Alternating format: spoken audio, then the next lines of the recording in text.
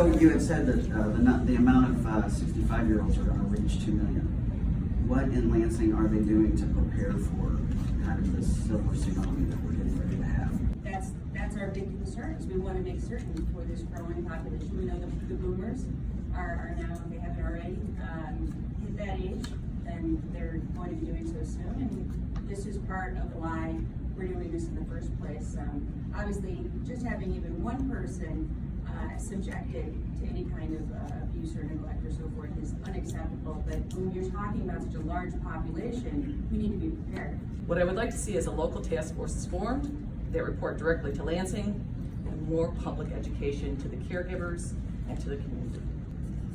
So there's a problem in the system that allows attorneys to give assets away. They don't have proper training. They don't know these people are incompetent. Experience. My mother has went from May 22nd, walking into a courtroom with a walker on her own power, living in her own home, to in less than 4 weeks, refusing to eat, being bedridden, wheelchair bound, living in a nursing care facility with a bed sore. I don't understand this.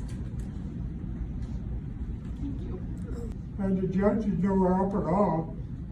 She stripped me of my power of attorney for no reason whatsoever. And it just goes on and on and on. It's one thing and that's another. Unless you really investigate Carcassonne County, you won't know what you're getting into. They are self-centered. They do what they want to do. They make their own laws. They don't go by the laws of the state of Michigan. He suffered from a left-sided stroke, paralyzed, in a wheelchair at this time. He is on Medicaid.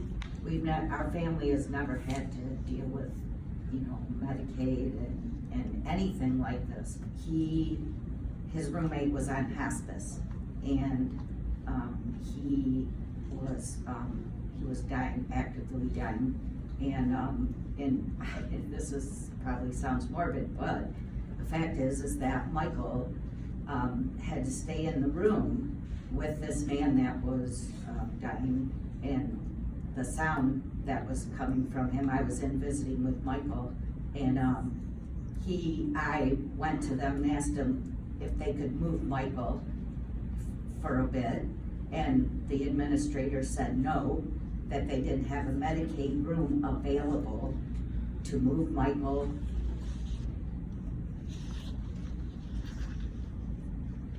Thank you. She soiled herself all over and with stool as well. After they cared for her and cleaned her up, I looked, there were chunks of stool everywhere still around her. I was told to lower my expectations. And I just feel like something needs to be done, because my mom would have never ever wanted to be cared for like that. Yes, to Michigan, I was asked by a female friend of mine to accompany her to visit her mother at the Cass Memorial Health Center, Even Center. When we went there, I noticed her mother in the dining room. She was attempting to eat potatoes and gravy with her fingers. She had never been given silverware. Another incident, I noticed her mother was sitting in her bedroom. She had a prescription pill caught between her breasts that had never been given to her. There was a third visit when I went there. The mother asked for medical care. She asked for a nurse. She asked for a nurse. She asked for medicine. I sat there with her for 60 minutes. There was no one appeared. Another time I went to the health center, I was accosted at the door by a man later identified to me as Cody O'Neill. He says, "Why are you here?" I said, "I'm here to meet a friend." He said, "If you're going to go in the hospital here, you have to tell me who you're going to see so I can give you permission to come in." I immediately left. Another incident, I was in there, I was sitting in the day room in complete silence. I wasn't doing anything, I wasn't bothering anyone. Renee Cunningham, a registered nurse, came up to me, shook her finger in my face and told me I had to get off the premises. Cody O'Neill escorted me to the door. He told me, he says, "You also have to get out the parking lot." 2 or 3 days later, a sheriff deputy drove to my home in Kalkaska Township. He handed me a letter sent to me by the hospital. It told me in the letter I could never go to the health center again. I could not visit or communicate with any employees at the health center. I could not obtain medical treatment from the health center except in the case of an emergency. They also gave me a list of streets in the village of Kalkaska that I could not use. Since that particular date, I have had to come to Grand Traverse County probably 3 or 5 times for medical care. Just the other night I fell at home. I had a bad cut in my arm. I knew if I went to the health center I would get arrested.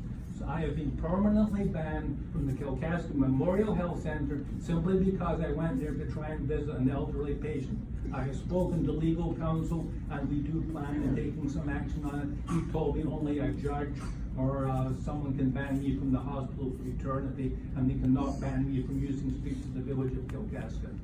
As elder abuse is not unusual, which everyone, I mean, you start talking to people and you can find out, everyone has a story about elder abuse.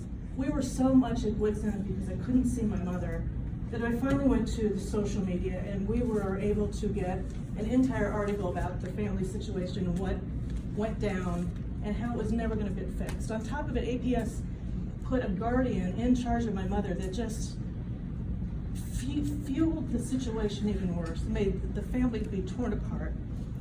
After this article came out, the guardian took my mother. I did not know where my mother was for 7 months.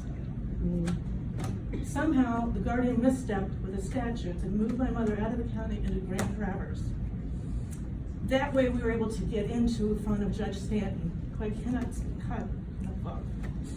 And I can't even begin to tell you the money that my family spent. Not only did the state of Michigan continue to fight, my aunt had, just to get a motion to change the guard, my aunt alone spent $40,000. So there's no accountability. They can do whatever they want.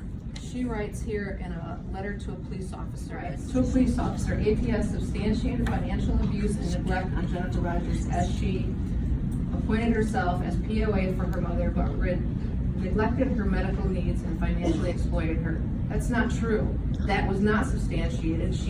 Neglect was not substantiated. Financial abuse was not substantiated, yet the APS worker was telling this to police officers. Going to APS, DHS, they had me, sorry my voice shakes here, they had me fill out the forms incorrectly. So my mom got denied the first time for Medicaid. The second time that I tried to get the forms filled out and get their assistance, I was able to get more of the instructions. Again, the head supervisor was having me fill out the form incorrectly, which would again meant my mom would have been denied again. But I read all the instructions and I said, that's not correct. That's not how I should fill it out. I did fill it out correctly and she was able to get, Medicaid and help. My mother, Eleanor Pound, she's 94, and up to that point we took care of her. She was put in our community nursing home, the Eden Center in Kalkaska, Michigan. And we had issues with their care, treatment, and getting them to follow state and federal laws for nursing home residents. And we wanted them to quit referring to our mother as demented. So they got mad at us. And a doctor, Dr. Holmes, who we had no prior affiliation with, wrote a letter saying, Eleanor Pound's family is not suitable to be your power of attorney or guardian. And she has 38 family members. At the guardian hearing, the judge, Boudet, appointed Brenda Miller and Lisa Lundy as her guardian. And they accused us of hiding money. And I told them we're not hiding any money, so. Thank you so much on behalf of my mother, the person that means the world to me. She took care of me and my family and my brother and my siblings. And we only owed it to her to be there in her later life. So what we have is a very corrupt system. There's too much to explain. I have a lot of information. We ended up in court with the Pavilions over guardianship. We decided to get her out of there from all the abuse. We moved her to Kalkaska. Well, these people are in, they're together. There's collusion between the two. They know each other. They used to work there. We went there thinking, thank God we got out of this place because first of all, it's unionized. And the management does not get along with the nurses and the aides. They're at war. So it's not good for the residents. If we'd known that from the beginning, we'd never put her there. So So I would like to say, also, we are in court, I am being sued. I was the POA for my mom in Kalkaska. She had a urinary tract infection. They refused to treat her till she gets a fever. She never gets a fever. She quit eating, quit drinking, taking her meds. My mom's acting out. I know these signs now. I took her there. They got mad, said, you went against medical advice. They said my sister-in-law, who was the POA in the pavilions, said she went against medical advice, did an emergency guardianship request through Judge Stanton. We got her, we fought that in court, and we got her to where they just dismissed it. The pavilions decided to drop it. All we wanted to do was move our mother out there. But she came in and she tore apart the family. She took them out of the home, said that they were not allowed to see their mother and her stepdad. Also the grandkids, that they weren't allowed to be in the home. It was detrimental to her health. She is now in a nursing home. She was getting she was getting along perfectly good with a walker and everything when I came into the home. Once APS got there and started tearing apart the family, she just went downhill. She is no longer able to do a lot of things on her own. There needs to be a reasonable caseload for that worker. And in order for the family visitation statute, however it looks, to be properly implemented, there needs to be resources to train caregivers, to train facility staff on how to treat someone who has a patient advocate designation, who has a durable power of attorney, or who doesn't, when it comes to that person's instructions about visitation. I think many of the issues that we see get escalated and heated and involve law enforcement sometimes involve people in positions of authority who don't understand even what the current law is and don't properly implement it. I am a professional guardian. I am in 4 counties up here. I have 2 other business partners who are working with me, and we kind of really share the caseload. You know, I am very much for us getting trained, the standardized training, and I think as what was mentioned, is standardized between the counties, because the 4 counties that I am in, it's dramatically different the way they do things and what's expected of me and what needs to come. We're thankful that you, Dane, and Nessa, and I'm sorry, I didn't know that you were also involved in this, that you're taking the issue of elder abuse seriously, as its rage is widespread. We are grateful for your office's hard work and due diligence, and hope that retribution and restitution will occur for all elders.